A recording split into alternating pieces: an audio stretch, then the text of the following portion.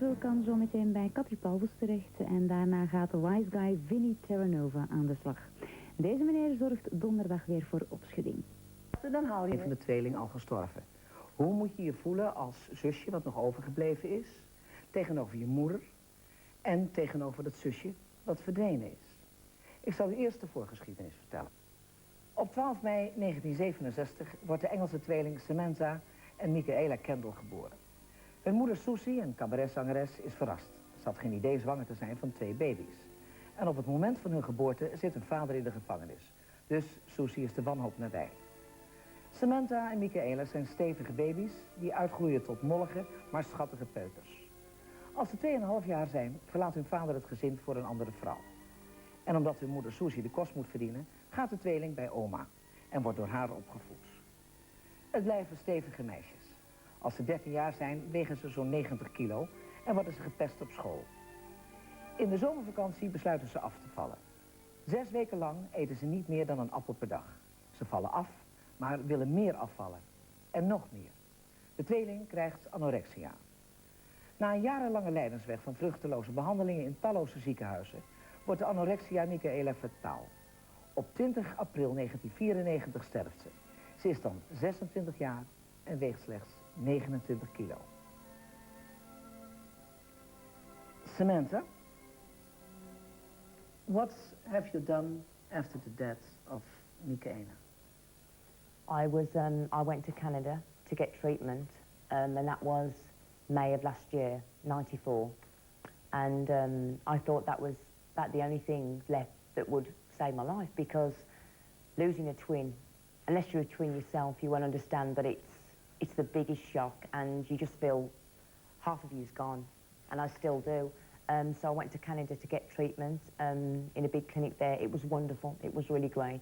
They're fantastic people, and they did, you know, make me feel a lot better. But the bad thing about it is, just like a lot of anorexics, when I came home, it started again.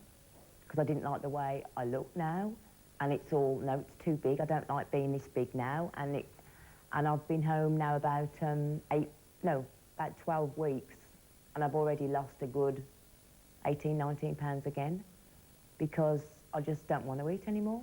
I just feel I just want to go where my sister is. I don't feel I can live without her any longer, and the anorexia now is coming back so bad that I feel I want to join her. You know, Susie, how can you live with that? With great difficulty. It's very hard to comprehend this very, very complex disorder. People have not got a clue what it's about. Not even the medical profession in our country haven't got a clue. In the past, Michaela, who died, she was treated like the worst criminal that, you know, possible. And consequently, she lost the will to live. She did lose the will to live. But what it is, you see, with anorexics in England, what they do is they get you into a hospital. They just, you've got to eat that, you've got to eat that. If you don't eat that, you can't have that. If you don't have that meal, you can't see your family. You can't have a letter, you can't have a phone call. So when you don't have a meal, because obviously you're scared of that food, or you don't want to, you know, gain any excess weight or whatever, but they say you've got to get to so-and-so pounds, then you can go. Well, that's not curing you up here. No. You're still going to see yourself as big. If you see yourself as big at 55 pounds, what are you going to see yourself at 112? It's going to be worse. It's like taking out the tub and leaving it decaying. So when we've come out of hospitals, we've only eaten in there to get out of the place because they treat you so badly. You can't see your family, as I say. You get sectioned in there, which means nobody can get you out. If you do escape, the police will come and get you back. And you're put around all these people who, they rock like this, and I don't know my name, I don't know who I am. They put you into a mental ward. And as I say, if you don't eat the food, right, that's your fault. Right, okay, you're not eating, then you're not seeing your family tonight. And this goes on for, we were in that hospital since we were 14. And the way they treated us made us feel even, you just don't feel loved.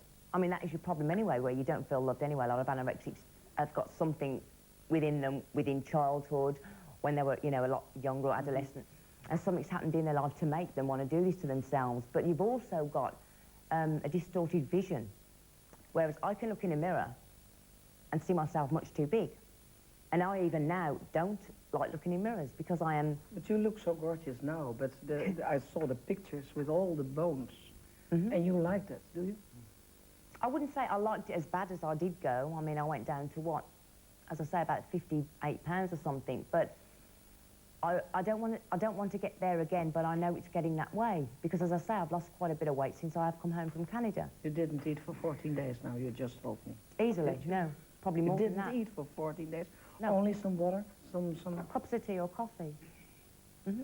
But did you feel happy in that clinic in Canada?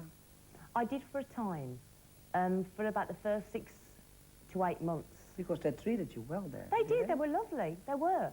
And the first 6 to 8 months, yeah, it was wonderful, but you still miss your roots, where you were born. And when I was going to come back with my mother to, just to stay for 2 weeks, Peggy, the lady who runs it, said to me, promise me you'll come back because you've still got that last 15% to go. If you don't come back, you're going to go downhill again. And I thought when I came back, no, I can handle it. I can start eating little things and just maintain what I did have on me then. And when I came back, I loved being home so much that I didn't want to go back because not other people, because as I say, it's 8,000 miles away and I felt at home where I live, you know. So I stayed there, but Peggy did, you know, phone me, and she still does phone me. But it's the first 15% of treatment is as crucial as the last 15%. You'll get that 15% at first, you sail through the middle. The end 15%, if you leave the treatment then, well, the treatment they gave me in Canada, it's proved that obviously I need something else,